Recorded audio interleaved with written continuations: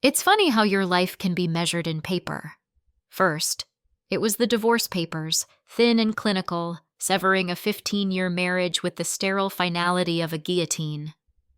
Then came the termination letter from the newspaper, a single sheet of heavy bond that felt like a tombstone for a 20-year career. But the one that truly broke me was the foreclosure notice, taped to my front door. It was salmon-colored, a cheerful, almost mocking shade for a document that promised to tear away the last foundation under my feet. I was only ever going to wear the dress once, but when I saw myself in the mirror, I didn't see Jonah anymore. That was the thought that would come later. At that moment, standing on my porch with that piece of paper trembling in my hand, all I saw was failure. I was Jonah Rafferty, 38 years old, a washed-up sports writer with a mortgage I couldn't pay, and a 16-year-old daughter who looked at me with the kind of pity that felt worse than anger. Blair was sitting at the kitchen table when I walked in, her face illuminated by the blue glow of her phone. She didn't look up. That was our new normal, ever since her mother, Sarah, had moved out and I'd lost the job. Our house had become a mausoleum of unspoken resentments. I was a ghost haunting the halls of my own life, and Blair was the teenager forced to live with the haunting. "Hey," I said, my voice sounding hollow in the quiet room. She grunted a response, her thumbs flying across the screen. I dropped my keys on the counter with a clatter that was louder than it should have been. I wanted a reaction, a question. Anything. I got nothing. I crumpled the notice in my fist and threw it into the trash. "Anything in the mail?" she asked, her eyes still glued to the phone. "Just bills." I lied. It was a weak lie, a flimsy shield, but it was all I had. That night, after a silent dinner of takeout pizza that I couldn't really afford, the desperation began to set in. It was a physical thing, a cold knot tightening in my stomach. I scrolled through job boards, the same listings I'd been staring at for weeks. Content creator, social media manager, marketing associate.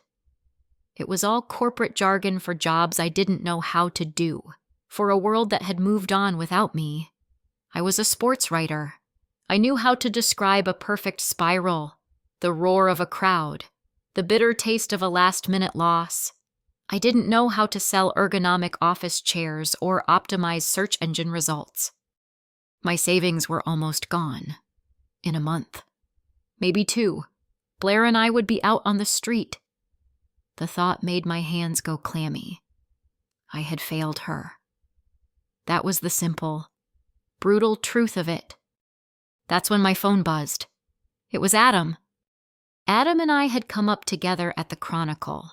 He was a features writer, a cynical, sharp-witted guy who had managed to survive the layoffs by being just a little more adaptable than I was. "Jonah, my man. Drowning your sorrows or just staring at the wall?" he asked without preamble. "A little of both," I admitted, leaning back in my creaky office chair. "What's up?" "I might have something for you. It's unconventional." I sat up. I'll take unconventional, I'll take demeaning, I'll take cleaning toilets with my tongue if it pays the bills. Adam chuckled. A dry, smoky sound. "It's not that bad. But it is weird. You know that online magazine? Modern Woman Weekly. The one my company just acquired." I had a vague idea. It was one of those sites full of articles about relationship advice, fashion tips, and a million ways to please your man. Yeah. Their advice columnist just quit, ran off with her yoga instructor. They're desperate to fill the spot. It's their most popular column. I waited for the punchline. "Adam. I write about football. The closest I come to relationship advice is telling a guy not to buy his wife a power tool for her birthday. I know. But hear me out. They're looking for a specific voice, someone empathetic, warm, a little bit witty, someone who sounds like a woman who's seen a thing or two." He paused, and I could practically hear the smirk forming on his face. "Jonah, you're divorced. You're sensitive. You overthink everything. You'd be perfect." I laughed, but the sound was brittle. "You're telling me to pretend to be a woman for an advice column?" "I'm telling you it pays $75,000 a year, and you can do it from your basement," he said, his voice suddenly serious. "They need a name and a headshot for the column. They're thinking Natalia Rivers. But they need the photo to launch the new section next week. No photo. No deal. $75,000. The number echoed in the silent room. It was more than a lifeline. It was a rescue boat. It was the mortgage. It was groceries. It was Blair's college fund. It was a chance to breathe again. But the cost. "A photo?" I whispered. "How the hell am I supposed to give them a photo of a woman named Natalia?" "That's the unconventional part," Adam said. "I was thinking you could become her. Just for the photo." I hung up the phone feeling like the world had tilted on its axis. It was an insane, impossible idea. A joke.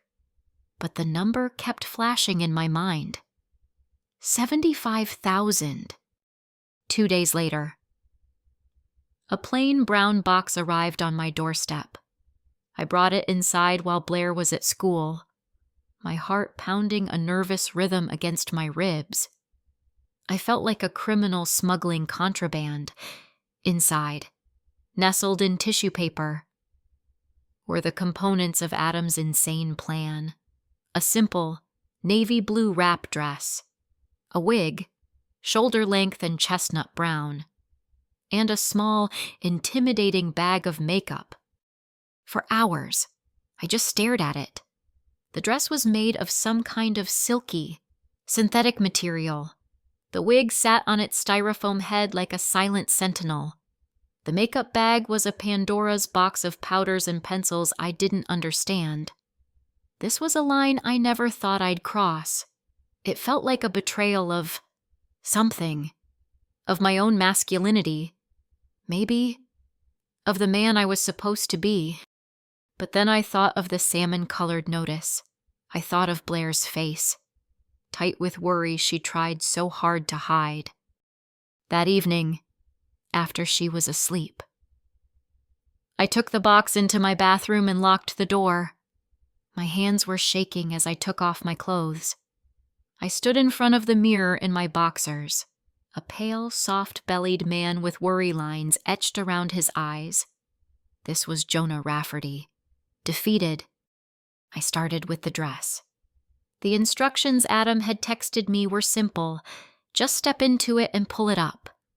The fabric was cool and smooth against my skin, a sensation so foreign it made me flinch. It felt whisper-light. I fumbled with the wrap tie, trying to make it look like it did in the online photo. It was designed to create curves, to cinch a waist I didn't have and hint at hips that weren't there. When I was done, I looked like a man in a dress, a sack of potatoes tied in the middle. Shame, hot and prickly, washed over me. This was stupid. I was a fool. But I hadn't come this far to give up. I grabbed the wig. It was surprisingly heavy. I pulled it on, awkwardly tucking my own short hair underneath. The synthetic strands fell around my face, soft and strange. It tickled my neck. I looked in the mirror again. The effect was jarring. The dark hair softened the angles of my face, but my 5 o'clock shadow was a dead giveaway. The makeup? I opened the bag and stared at the contents. Foundation, lipstick, mascara, eyeliner. Adam had included a link to a beginner's makeup tutorial video. I propped my phone on the counter and followed along. my big, clumsy fingers struggling with the delicate brushes. The foundation felt like a cold, wet mask. I smeared the eyeliner. The mascara wand nearly poked my eye out. The lipstick, a shade called Autumn Berry, felt waxy and smelled faintly of vanilla.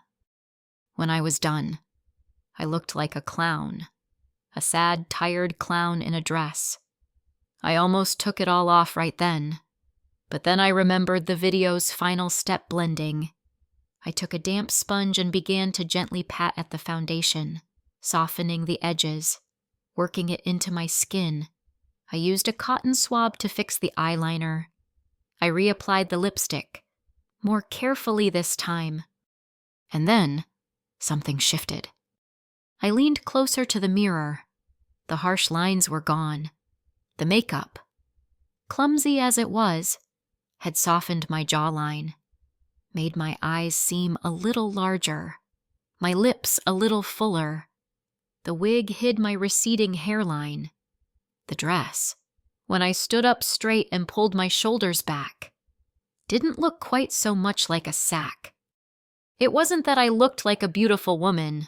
I didn't even know if I looked like a convincing one. But for the first time, when I looked in the mirror, the reflection staring back wasn't just Jonah Rafferty, the failure. It was someone else. Someone intriguing. I didn't know if I was ashamed or fascinated, but I couldn't look away. There was a strange disconnect between the man I knew myself to be and the image in the glass. This person looked softer, gentler. The faint, painted-on smile seemed less forced than my own had been for months.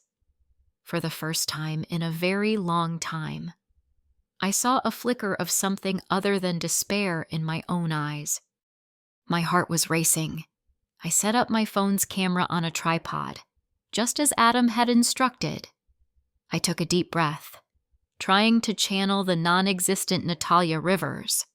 I tried a small smile. I tilted my head. I placed a hand on my hip, the silky fabric of the dress sliding over my skin. Click. I looked at the photo on the screen. It was still me, but it was a version of me I had never imagined, a version hidden under layers of fabric and paint. I attached the photo to an email, my hand hovering over the send button. This was it. The point of no return. I typed out the name, Natalia Rivers, and I hit send. I had no idea I was mailing away more than just a picture. I was mailing away Jonah and opening a door for Natalia to walk right in, and I was beginning to realize that I had no idea how to close it again. The email from Modern Woman Weekly arrived less than 24 hours later. The subject line was simple. Welcome. Natalia. My stomach did a nervous flip-flop.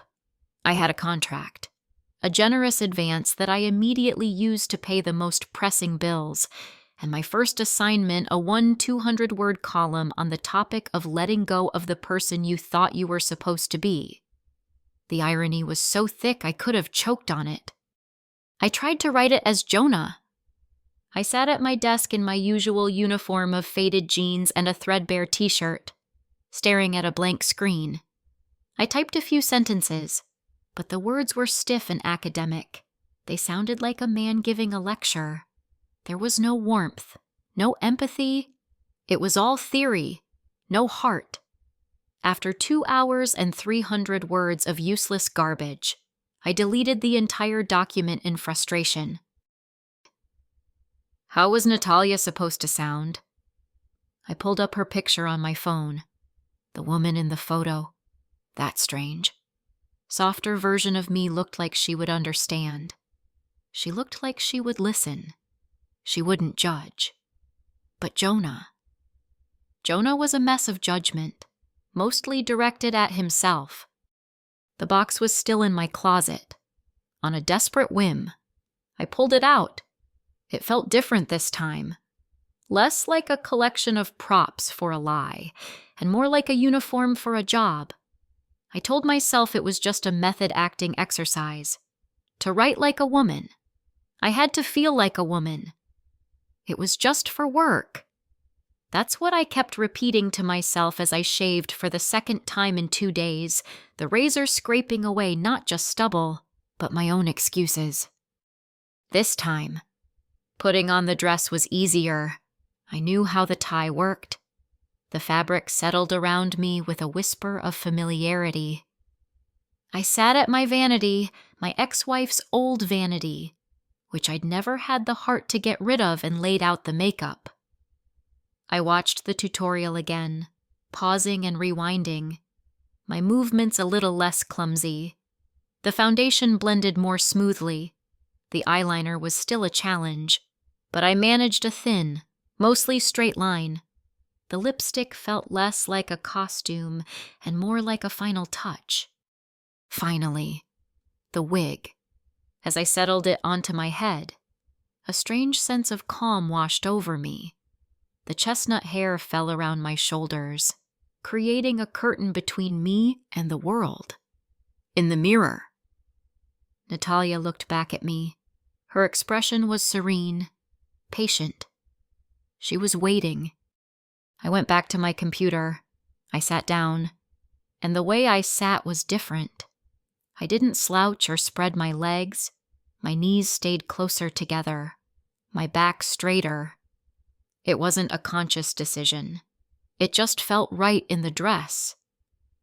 I placed my newly painted, berry-colored fingernails, a cheap press-on set from the drugstore, on the keyboard, and took a deep breath, inhaling the faint scent of vanilla from my lipstick and the floral perfume I had dared to spritz on my wrists. And then I started to write. The words flowed out of me. They weren't Jonah's words. They were hers. They were gentle, insightful, and deeply personal.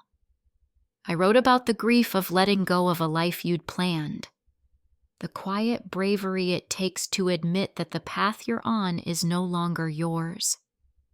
I drew on my own experiences, the divorce, the job loss, but I filtered them through Natalia's perspective.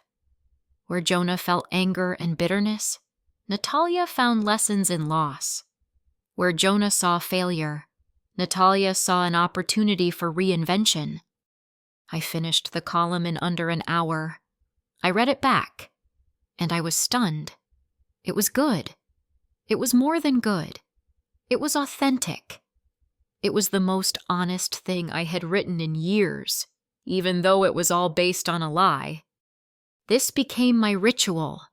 I couldn't write as Natalia unless I was Natalia. The costume was the key. Soon, my secret wardrobe began to expand. The single navy dress felt insufficient for my new job. I found myself browsing online clothing stores late at night, my screen angled away from the door to my office. I started with practical things, a simple A-line skirt and a soft cashmere sweater. I told myself it was for verisimilitude. Natalia wouldn't wear the same dress every day. Then I bought a pair of black tights. The sensation of pulling them on was completely new. The delicate, stretchy fabric compressed my legs, making them feel smooth and sleek. It was a feeling of being contained, held together. It was oddly comforting. One night, I added a bra to my online cart. My finger hovered over the Buy Now button for a full 10 minutes. This felt like a different level of deception. The other clothes were just a shell. But this was architecture. It was meant to create a shape I didn't have. I bought it anyway. Along with a pair of soft silicone inserts, the website discreetly called enhancers. When it arrived, I put it on under my sweater. The straps dug into my shoulders, and the band felt tight around my chest. It was constricting, alien. But when I put the sweater on over it and looked in the mirror, the silhouette was undeniably more feminine. It changed the way the fabric draped. It changed the way I stood. My shoulders seemed to soften, my posture subtly shifting to accommodate the new shape on my chest. It was just another part of the uniform, I told myself.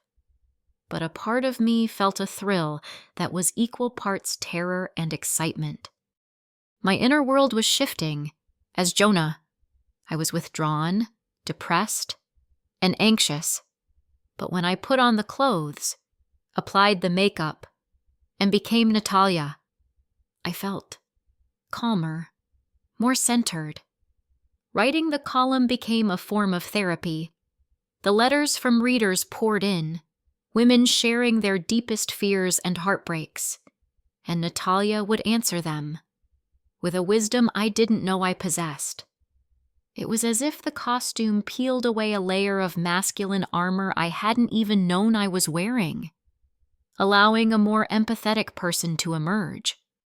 Adam called me once a week to check in.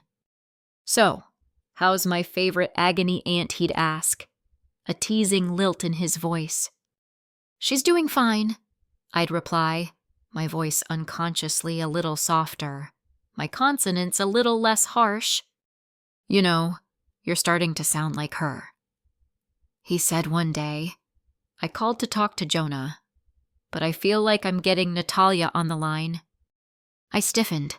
"Don't be ridiculous." "Hey, I'm not judging. I'm impressed. You're pulling it off. Just be careful. Buddy, one of these days, you're gonna forget how to talk like a man."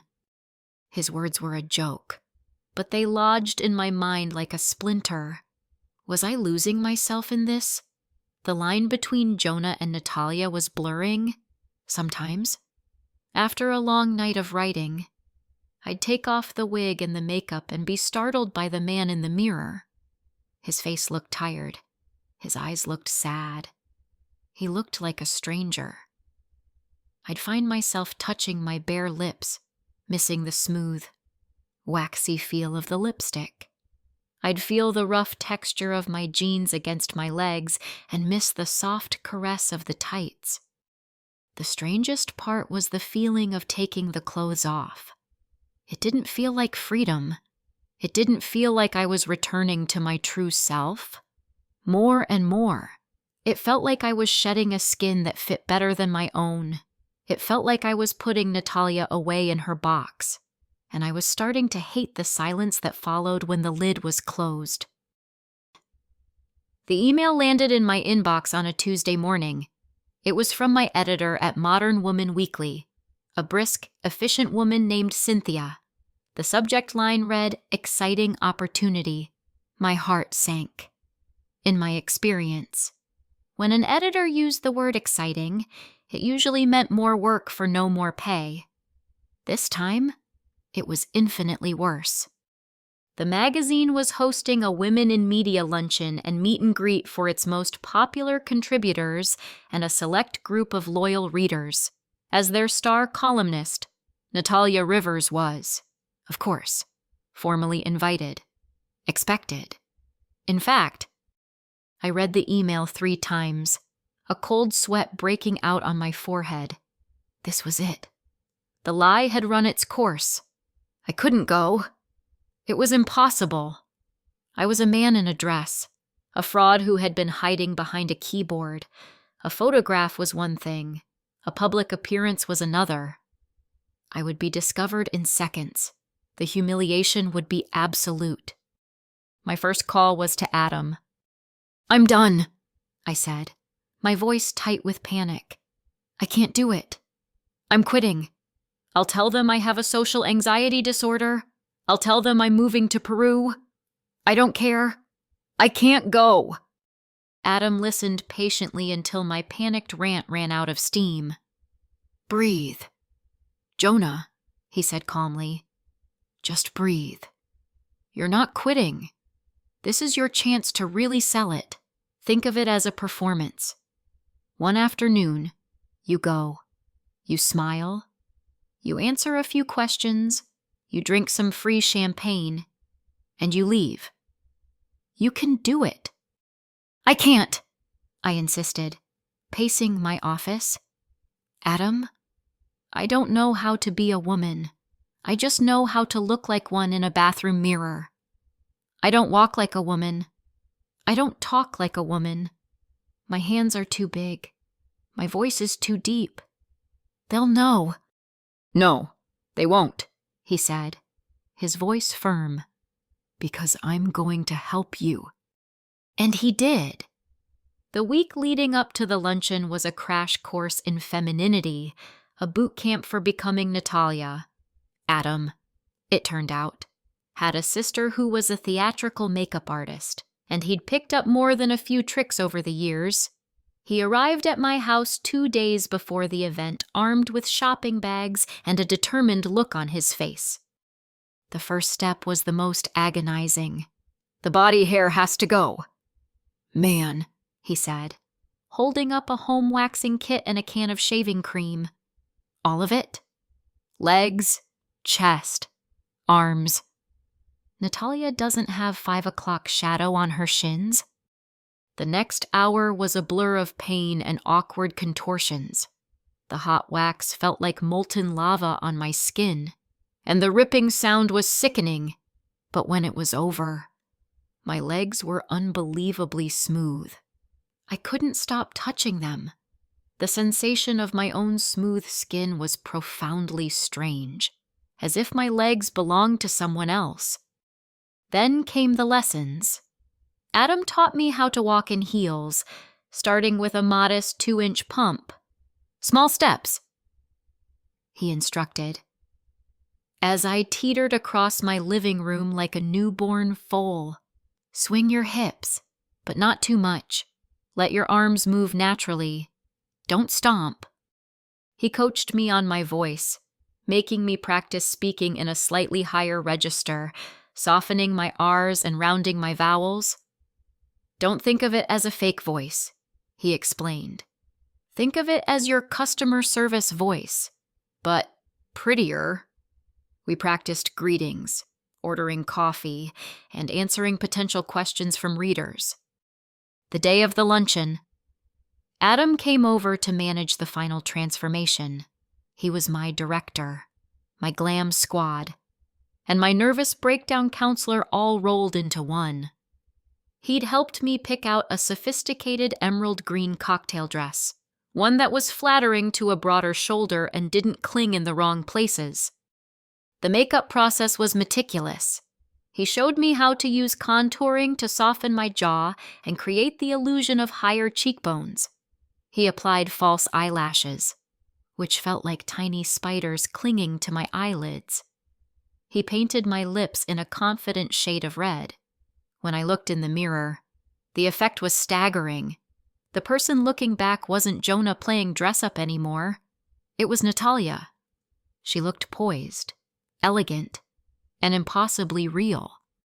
"Okay," Adam said, handing me a small clutch purse. "You're ready." My heart was hammering against my ribs so hard I thought it might break through. "I can't do this." "Yes, you can," he said, placing a reassuring hand on my shoulder. "When you walk out that door, you are not Jonah Rafferty. He doesn't exist. You are Natalia Rivers. You are confident. You are gracious. And you are going to knock 'em dead." The taxi ride to the hotel was a blur. Every bump in the road felt like a jolt to my fragile composure. When we pulled up, I saw women in stylish dresses and heels streaming into the lobby. I felt a surge of pure terror. But then I took a deep breath, inhaling the scent of my perfume, a light, floral scent called L'air du temps that Adam had insisted on. I felt the silky lining of the dress against my smooth legs. I felt the gentle weight of the wig on my head. I opened the car door and stepped out onto the pavement. The first thing I noticed was the breeze. It caught the hem of my dress, swirling the fabric around my legs.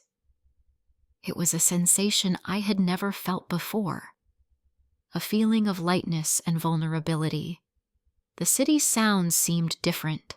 The sun felt different on my skin.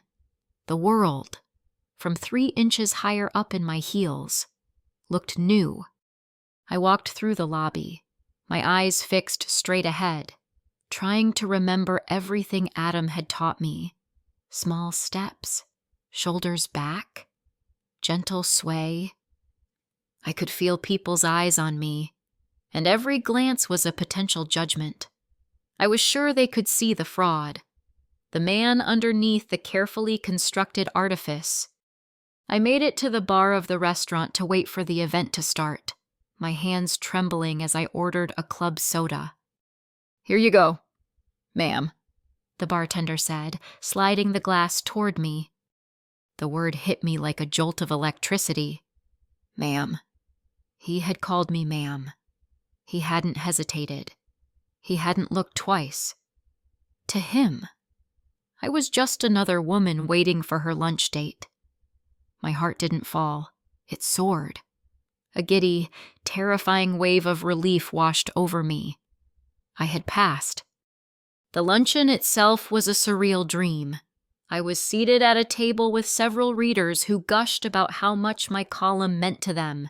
They asked me questions about my writing process, about my own life experiences, and I answered them, my practiced, softer voice sounding surprisingly natural in my own ears. I found myself speaking with Natalia's empathy, with her gentle wisdom. I wasn't pretending. I was channeling her. It was as if she were a real person, and I was just her vessel. I felt a connection in that room, a sense of camaraderie with these women that I had never experienced before. They saw me as one of them, and for a few hours, I saw myself that way, too. It was intoxicating. For the first time, I felt seen. Not for the man I was failing to be, but for the woman I was successfully portraying. When I got home that night, I was exhausted but buzzing with a strange energy. I stood in front of my bedroom mirror, still in the full makeup and the green dress. I should have been relieved it was over. I should have been desperate to scrub off the mask and get back into my comfortable old clothes. But I wasn't. I just stood there, looking at Natalia. She looked back at me, a small, triumphant smile on her red lips. She had done it. We had done it. I reached up and touched my cheek, the skin smooth with foundation. I ran a hand down the silky fabric of the dress, and for the first time, I whispered the name out loud to the reflection. "Natalia." It sounded right. It sounded real.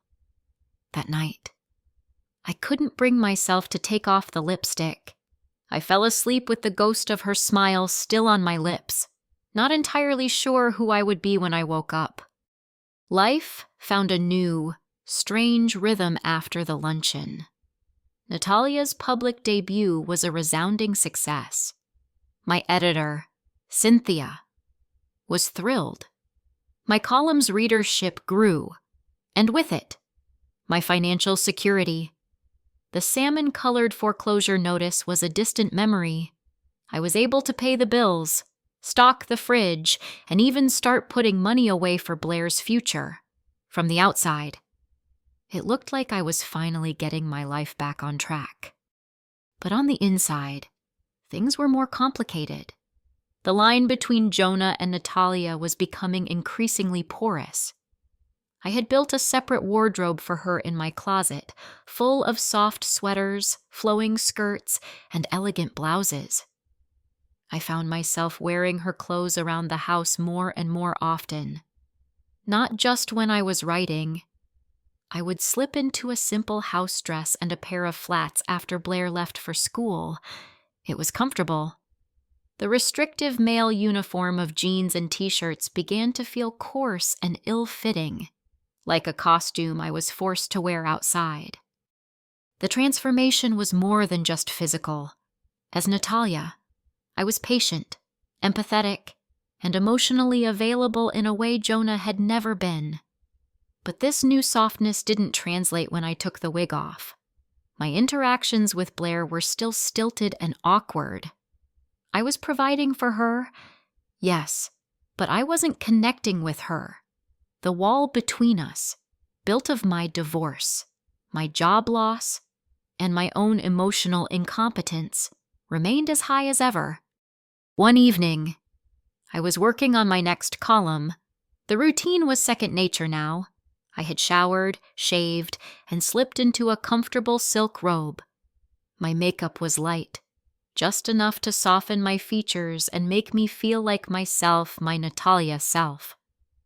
I was sipping a cup of chamomile tea and sifting through the dozens of emails in the Ask Natalia inbox. That's when I saw it. An email with the subject line, "Feeling Lost." The sender's name was just an initial B. My heart gave a little lurch, but I told myself it was a coincidence. I clicked it open. The letter was from a teenage girl. She wrote about her father.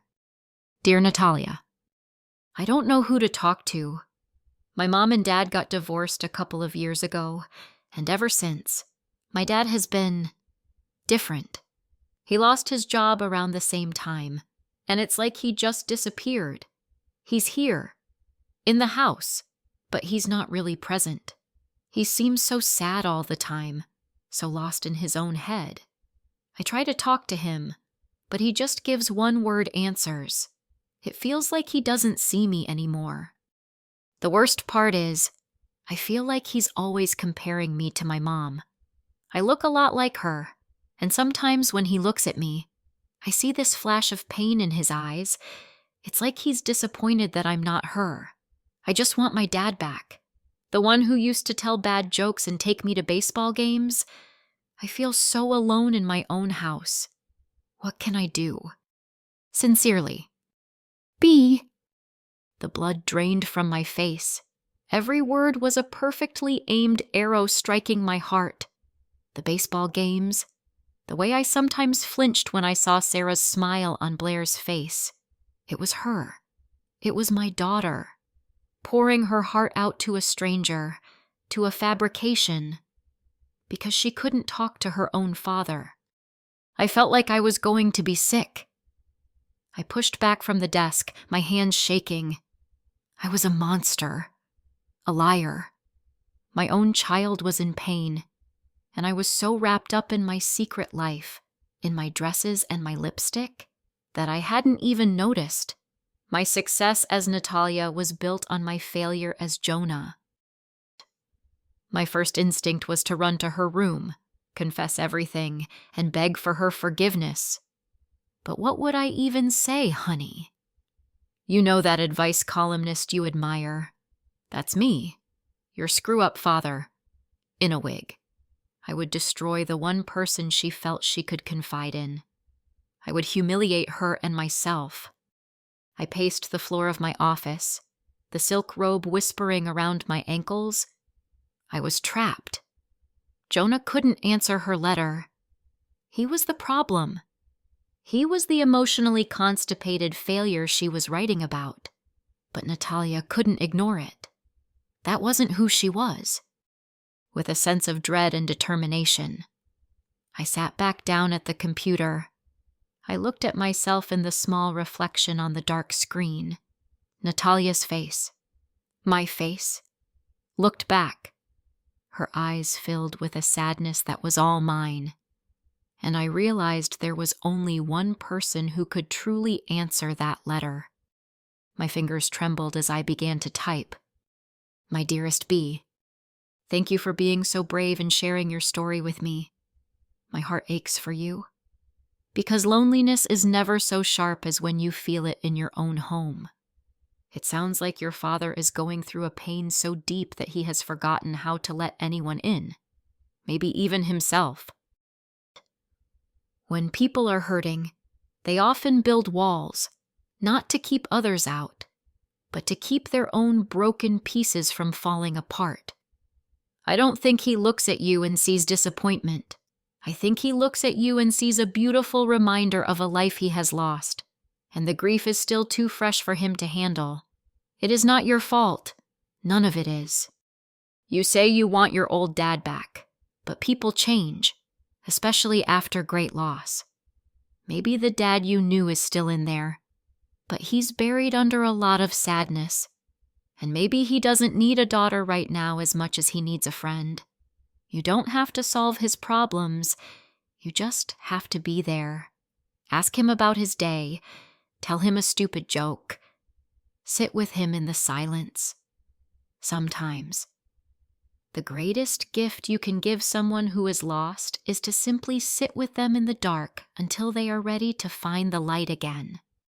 He has not forgotten you. He is just lost. Be patient with him, and be patient with yourself. Your heart is so big and full of love. He is lucky to have you, with all my warmth. Natalia. Tears were streaming down my face as I typed the last word. Every sentence was a confession. Every piece of advice was a promise I needed to make to myself. I was writing to Blair, but I was also writing to Jonah. I hit send. The next day, the atmosphere in the house was different. I made breakfast, and instead of retreating to her room, Blair sat down at the table. "Hey, Dad," she said, her voice quiet. "Hey, kiddo," I replied, my own voice thick with emotion.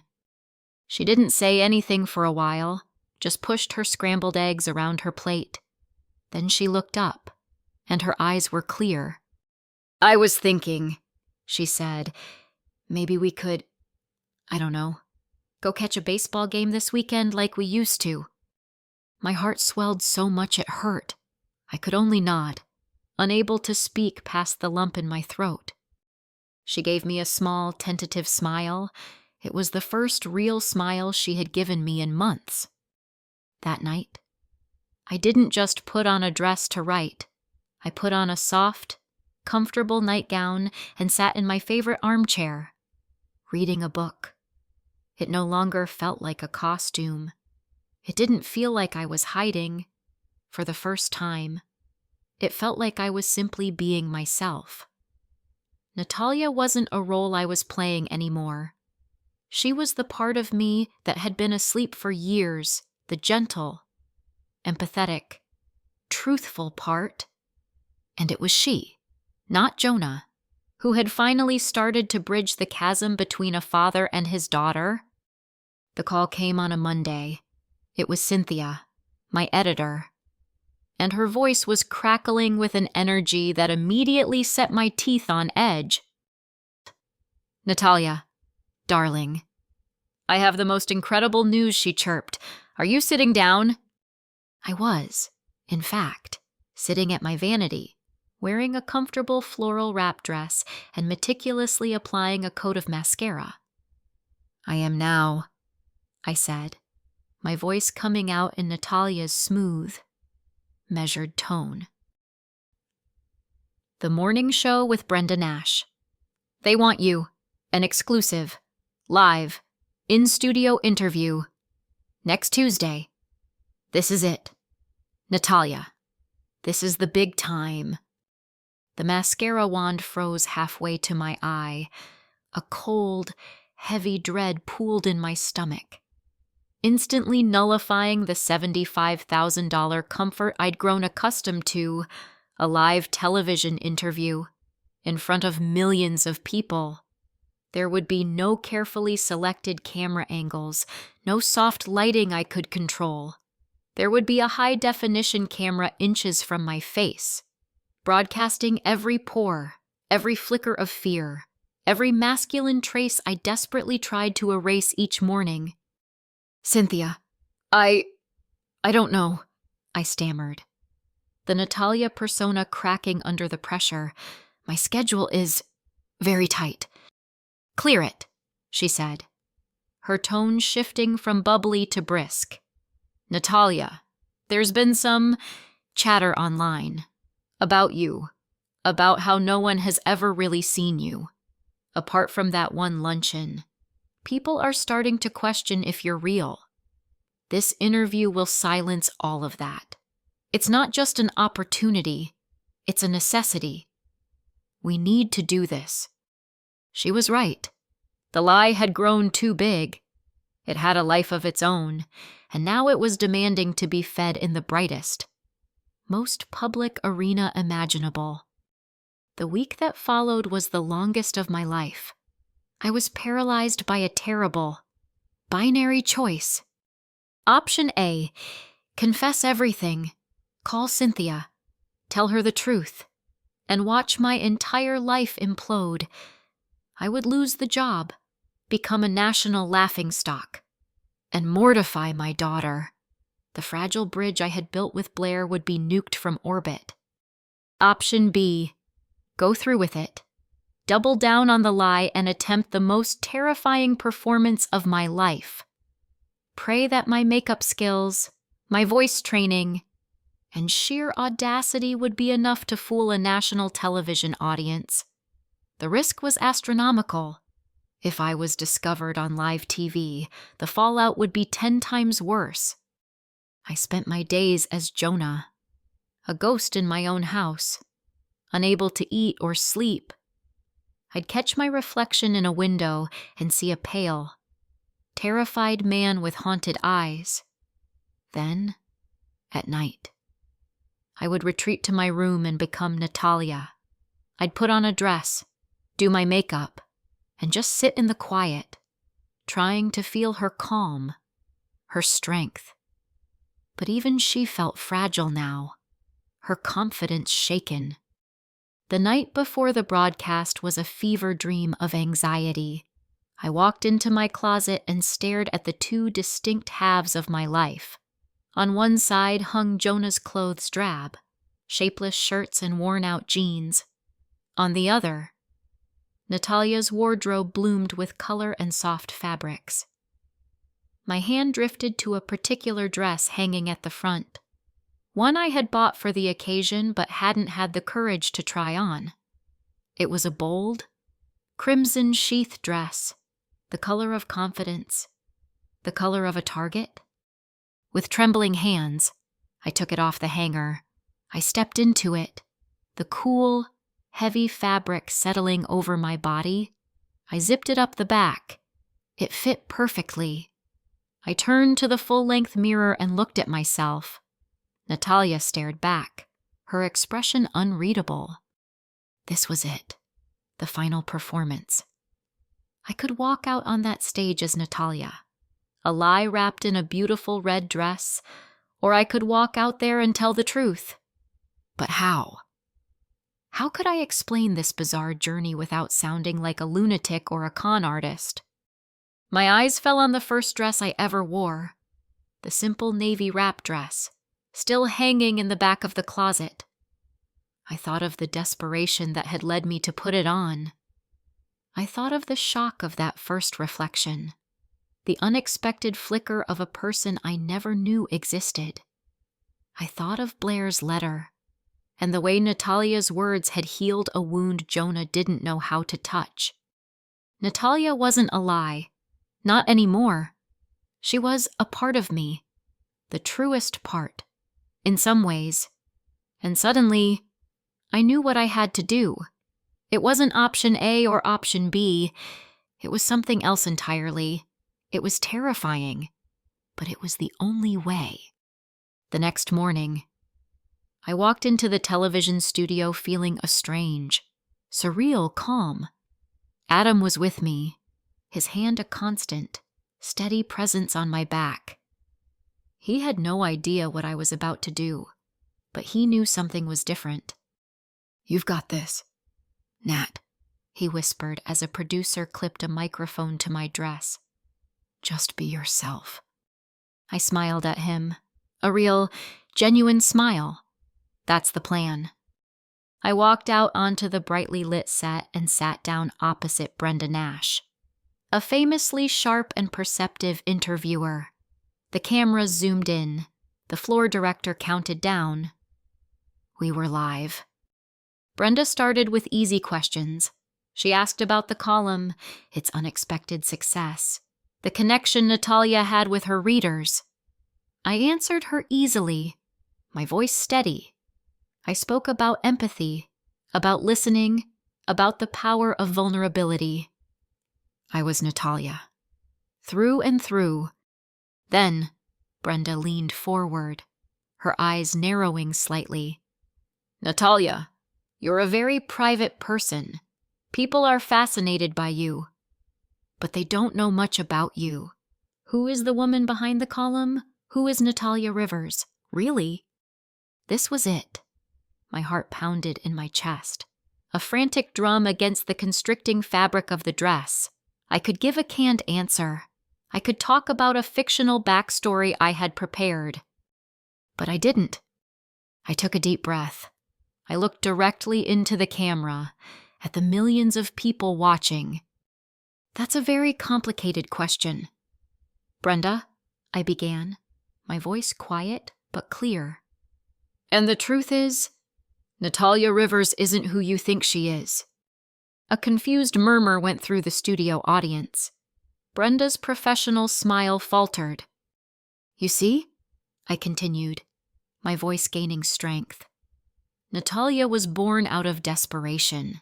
She was born because a man named Jonah Rafferty, a 38-year-old, unemployed sports writer, was about to lose his home. He was a father who was failing his daughter, and he was offered a job to write an advice column as a woman.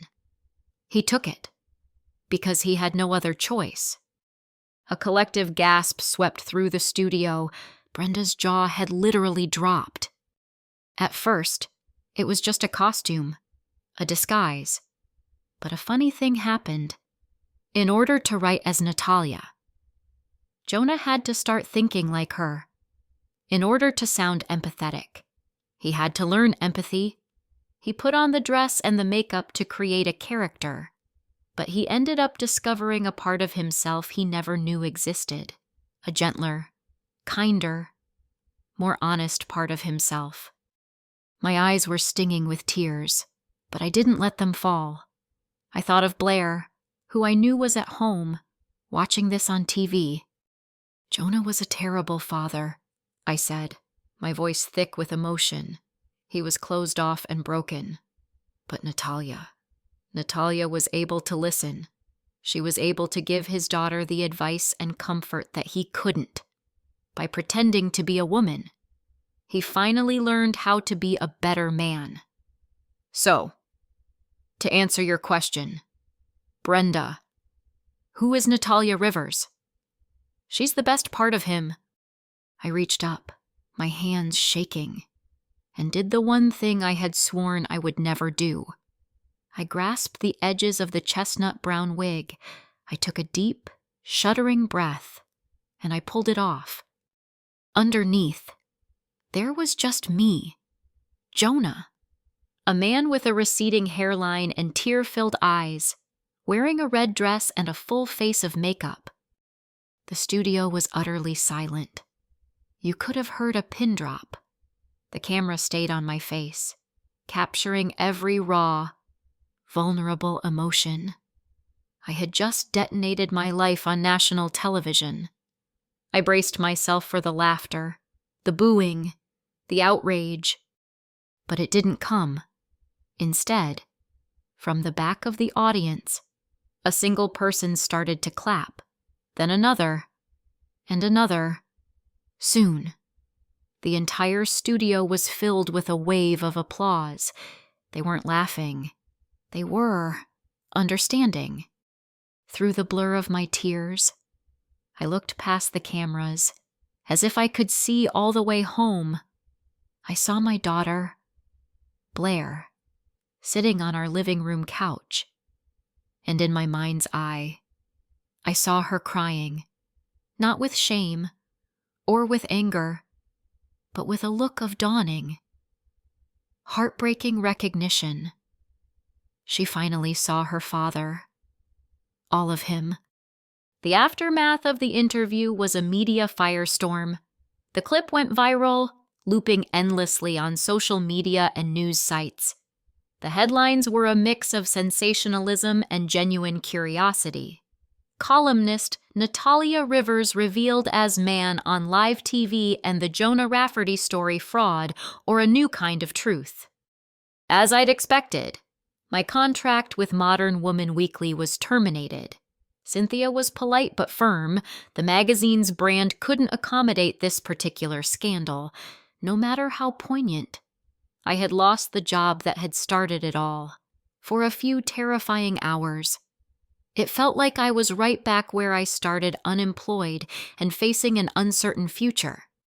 But then, something else began to happen.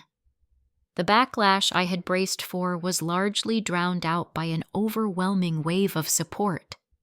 Emails and messages flooded in, not just from women, but from men, from parents, from people of all walks of life. They didn't see me as a con artist.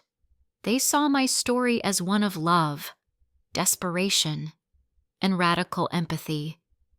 A major publisher called, offering me a book deal to write a memoir about my experience. The title was obvious: Becoming Natalia. None of that mattered, though, not really. The only reaction I cared about was waiting for me at home. When I walked through the front door after the interview, the house was quiet. My makeup was streaked with tears. The beautiful red dress felt like a lead weight, and the wig in my hands felt like a confession. I found Blair in the living room, sitting on the couch, the TV screen dark. She looked up at me, her eyes red-rimmed. I stood there, frozen, waiting for the verdict, for the anger, the confusion, the disgust. She just looked at me for a long moment, taking in the whole surreal picture her father, the sports writer, standing in a cocktail dress with smeared lipstick on his face. Then she stood up, crossed the room, and wrapped her arms around me. She hugged me tightly, her face buried in my shoulder. I stood stiffly for a second, shocked, before my own arms came up and held her close.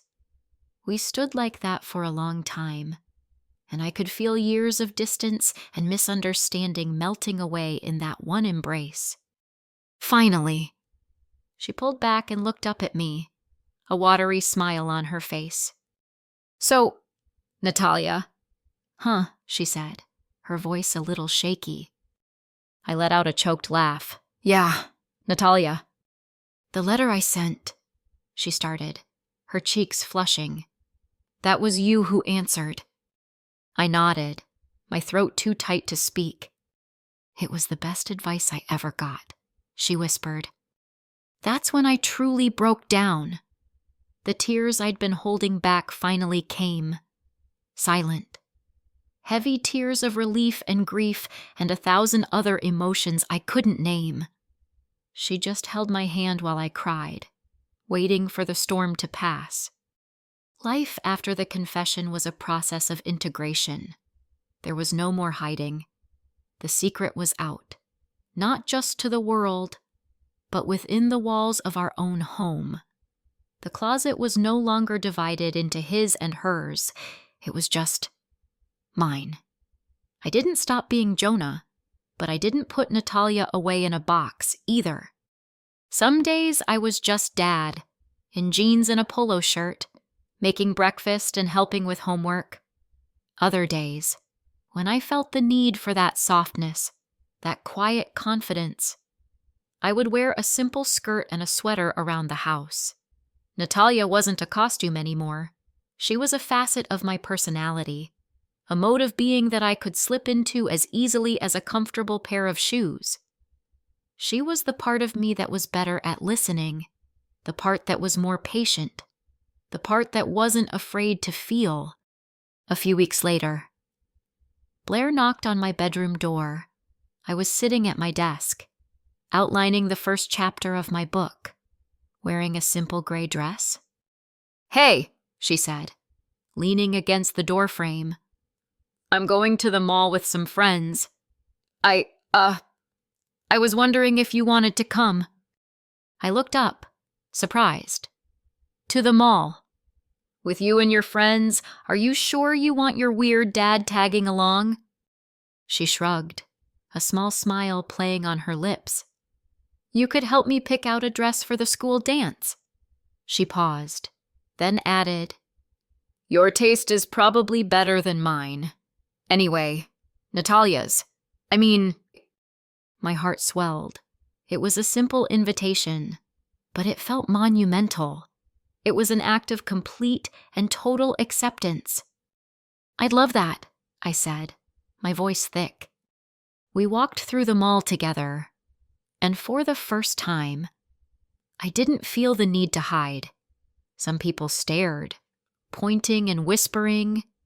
I could feel the familiar prickle of anxiety, the old Jonah instinct to hunch my shoulders and disappear. But then I looked at Blair, who walked beside me with her head held high, daring anyone to say a word. Her quiet courage gave me my own. We were in a department store, looking through a rack of brightly colored dresses, when Blair turned to me. "Dad," she said seriously, "I know things are still weird and you're figuring stuff out, but I want you to know, you don't have to go back to being the old Jonah for me. I don't need him. I just need you to be happy." I looked at my daughter, this amazing, resilient young woman, and I saw a future I never thought was possible, a future where I didn't have to choose between the different parts of myself. That evening, as I was getting ready for bed, I caught my reflection in the mirror. I was wearing a simple t-shirt and pajama pants. No makeup, no wig, just me, Jonah. But it wasn't the same defeated face I had seen all those months ago. The sadness in my eyes had been replaced by a quiet sense of peace. I realized that the journey wasn't about a man becoming a woman. It was about a broken person becoming whole. I had started this thinking I was creating a disguise, a lie to save my life. But in the end, by stepping into someone else's shoes, I had finally, truly, found my own feet. Natalia didn't replace Jonah. She completed him.